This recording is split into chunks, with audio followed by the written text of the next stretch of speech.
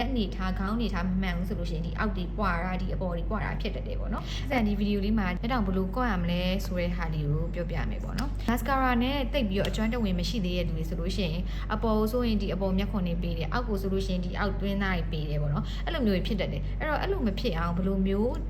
လက်ကိုထားပြီးတော့ဆိုးရမလဲဆိုတာကိုဆန်ပြောပြပေးမယ်။အဲ့တော့အကယ်၍ဆန်တို့အခုဒီအပေါ်မျက်တောင်ကိုပေါ့နော်။အပေါ်မျက်တောင်ကိုဆိုးမယ်။ mascara ကော့မယ်ဆိုလို့ရှိရင်ဆန်တို့အရင်ဆုံးဘယ်လိုလုပ်ရမလဲဆိုတော့မှန်ကိုကိုယ့်ရဲ့အောက်ပေါ့နော်။ကိုမျက်နှာအောက်မေးကြီးအောက်နားလောက်မှာထားလိုက်မယ်ထားပြီးတော့လို့ရှိရင်ခေါင်းလေးကိုနည်းနည်းလေးမော့မယ်မော့ပြီးသွားပြီဆိုလို့ရှိရင်နည်းနည်းလေးအဆင်ပြေလို့ရှိရင်ပေါ့နော်မျက်ခုံးလေးကိုနည်းနည်းလေးပင့်လိုက်မယ်ပင့်လိုက်လို့ရှိရင်ဒီဟာလေးကဒီအောက်ပေါ့နော်ကိုယ့်ရဲ့မျက်တောင်ရင်းကိုမြင်ရမယ်အဲ့မျက်တောင်ရင်းကနေမြင်ရတဲ့နေရာနေမှာစစ်ပြီးတော့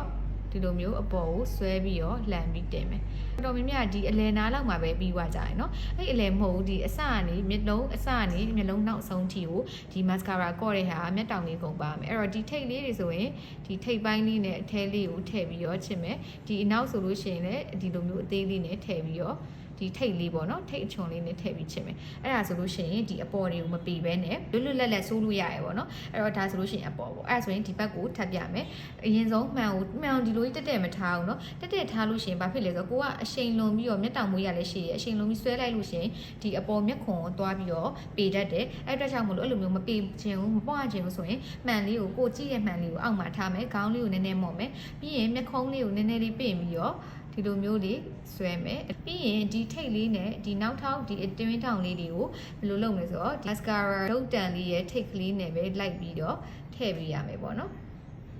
အဲ့ဒါမှအကုန်လုံးလှလှပပလေးနဲ့ကော့နေမှာပေါ့နော်အဲ့ဒါဆိုပေလည်းမပေတော့ဘူးဒီလိုမျိုးမျက်တောင်ရဲ့နေရာနှံ့ကိုလည်း mascara ရောက်တယ်ပေါ့နော်ပြီးရင်ဒါကအပေါ်ပိုင်းပြီးသွားပြီဒီအောက်မျက်တောင်ဘယ်လိုလုပ်လဲဆိုတော့အပေါ်ဆုံးတုံးကကြောင်မှန်ကိုအောက်ကိုချလိုက်တယ်နော်အဲ့တော့ဒီအောက်ကိုဆိုးမယ်ဆိုရင်မှန်ကိုအပေါ်ထောင်မယ်ခေါင်းကိုငုံမယ်နော်ခေါင်းငုံလိုက်လို့ရှိရင်ဒီနေရာတင်းသွားမယ်တင်းသွားတော့မှအကယ်၍ကိုမျက်တောင်ကရှည်စက်ဆိုရှင်မျက်တောင်အောက်မျက်တောင်ရှည်တယ်အဲ့ဒီအတွက်ကြောင့်မလို့ဒီလိုမျိုးလေးအလျားလိုက်လေးသွားပြီးတော့ထည့်လိုက်လို့ရတယ် mascara ကိုပေါ့နော်အလျားလိုက်လေးဒီလိုထည့်မယ်အဲ့တော့ဒီအလယ်ထည့်လို့ရှိရင်ဒီတိုင်းကင်မယ်ပြီးရင်ဒီဘက်နောက်ကိုထည့်ခြင်းတယ်ဆိုလို့ရှိရင်ကြာဒီလိုကြီးမသွားတော့ဘူးဒီလိုလေးပြောင်းပြန်လေးကင်လိုက်မယ်ကင်ပြီးတော့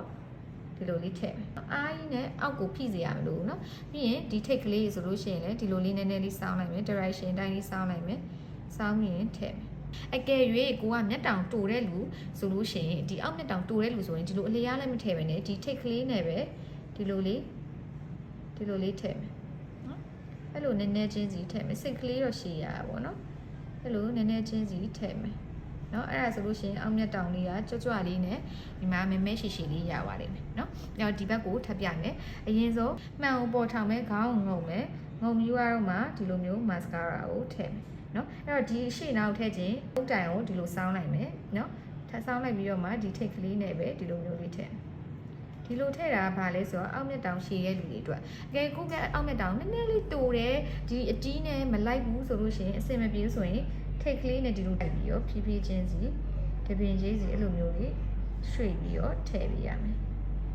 နော်အဲ့ဆိုရင်အောက်မျက်တောင်လေးလည်းတက်ရက်လေးနဲ့လှမယ်အဲ့လိုမဟုတ်ဘဲနဲ့ယူဆန်ပြပြရဲ့ဒီလိုမျိုးလက်အနေထားခေါင်းအနေထားမမှန်ဘူးဆိုလို့ရှိရင်ဒီအောက်တွေပွာတာဒီအပေါ်တွေပွာတာဖြစ်တတ်တယ်ပေါ့နော်အဲ့တော့အခုဆိုလို့ရှိရင် mascara ဆိုးနီးလေးကိုသိပါပြီလို့ထင်ပါတယ်အသုံးဝင်နေဆိုလို့ရှိရင်ဗီဒီယိုလေးကို save ဒါမှမဟုတ် share လုပ်သွားပြပါအောင်နော်နောက်ထပ်ဘယ်လိုဗီဒီယိုလေးတွေလာအောင်လဲဆိုတာသိချင်တယ်ဆိုလို့ရှိရင် ယူဆန် beauty ကို follow လုပ်ထားပြပါအောင်နော်အဆုံးထိကြည့်ပဲအတွက်အားလုံးကျေးဇူးများတင်ပါတယ်တတ်တာ